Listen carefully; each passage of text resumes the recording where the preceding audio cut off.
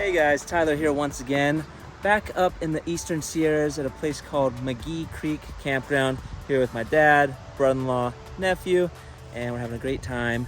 This time I have a R1S, and you may notice it's not my white R1S. That one is at the service center in El Segundo, California. This is a loaner from Rivian. It is the launch green with the, what do they call it? The black interior. I forget the exact name. It does have the dark ash wood. It is a quad motor. They no longer make this launch green. This was only available for the launch, but I don't know, it looks good. Let's check it out. It has the 21-inch road wheels. This is VIN number 2432. I think mine was 6300, so this one is a bit older. So far the interior looks good. There's a couple dents in this loaner, but otherwise this car appears to be holding up really well. We've had some fun doing a little bit of off-roading with it. That intro video is from a trail that leads to Crowley Lake and the Crowley Lake columns. So if you find yourself up here near Mammoth Lakes, I encourage you to check that out. If you have any questions about this vehicle, feel free to leave them in the comments and I'll do my best to answer. I've had this about 6 days now, and the main difference being the wheels. Mine has the 22-inch wheels and this is 21s, and I find that these do ride a little bit better. They are more aerodynamic, so you do get a bit better range, and with EVs, range is the name of the game. When I pre-ordered my vehicle though, the upgrade to 20-inch wheels or 22-inch wheels was included, so I went ahead and went with those 22-inch wheels. I do think they look better, but if you're debating between the two, the 21s aren't bad either. They ride nice, and I feel like they do a bit better off-road because you have a little more tire on it.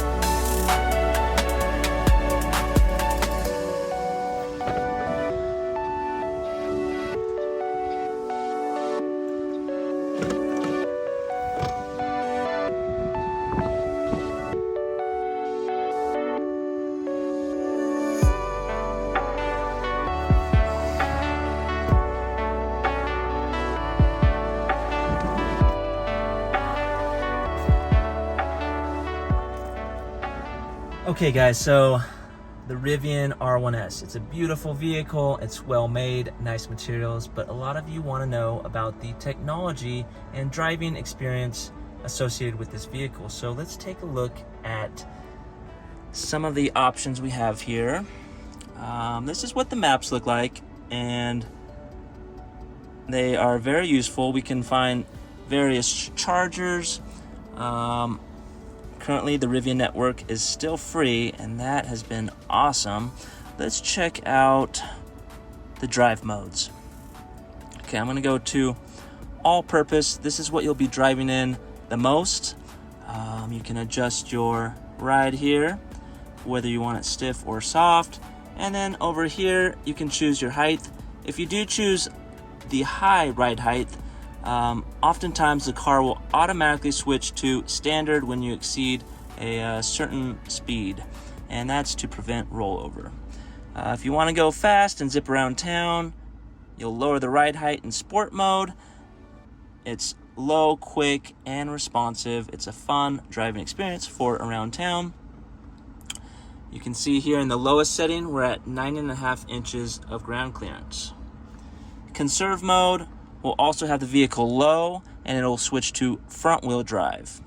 In front wheel drive, it's using less energy, but it's also wearing those front tires down a lot faster. So I would recommend doing most of your driving in all-purpose and only using conserve mode if you're barely going to make it home or to the next charger. Snow mode, I really like how these pictures change. And of course, this is the launch screen with the 21-inch road wheels. If I were in my Rivian R1S, it would be Glacier White with the 22-inch wheels pictured. Off-road mode, we'll go off-road. I'm going to go to all-terrain. Here, you can have up to 15 inches of ground clearance. There's other modes such as soft sand, rock crawl, rally, and drift. We had a bit of fun in drift mode yesterday. I did notice when you're in all-terrain, it'll limit you to 20 miles per hour, and that's when you're at the high ride height because they don't want rollover. But if you're in drift mode, you can zip around pretty fast, and as I said, it's a fun driving experience. Towing, let's say switch to towing, and you can see here it's pictured with the trailer, and you can make adjustments here, whether it's your brake gain, and of course the ride height. Okay, music options. You have just a normal FM radio, Spotify. I use Alexa and Amazon Music, and for me it's been working great with the new update. Prior to that, there were some issues, but I believe they have been addressed. What else do we have here? Let's look at energy. Energy, you can set your charging limits. This is what you would do day to day: 70%, 85% for an extended trip, 100% if you really need all the range you can get. Just know that it's not going to regen until you use some of that range. Yeah, and I set mine to charge at 11:30 p.m. because for me, that's when my energy rates are the lowest with PG&E. I think I'm at 12 cents a kilowatt from 11 p.m. till 7 a.m. I'd also like to show you the cameras. So here's the front view. This is the 360 view. I really like this for parking. And then I can switch this over to the rear view. And the cameras are pretty good. Gear guard is not set up on this vehicle, but it can be used as a dash cam as well as security if there's any motion around your vehicle. But I have not set it up because this is a loaner. Camp mode, I have a whole video dedicated to camp mode. I'll just say that it's been great in the times I've used it. It will level the SUV, and then you can adjust the lights and the energy use to have a fun car camping experience. Yeah, I think that's it for now. Just wanted to show you some of the basic features, but if you have questions, please leave them in the comments. I'll do my best to answer. If you want to see more Rivian content, please like and subscribe. Thanks for watching.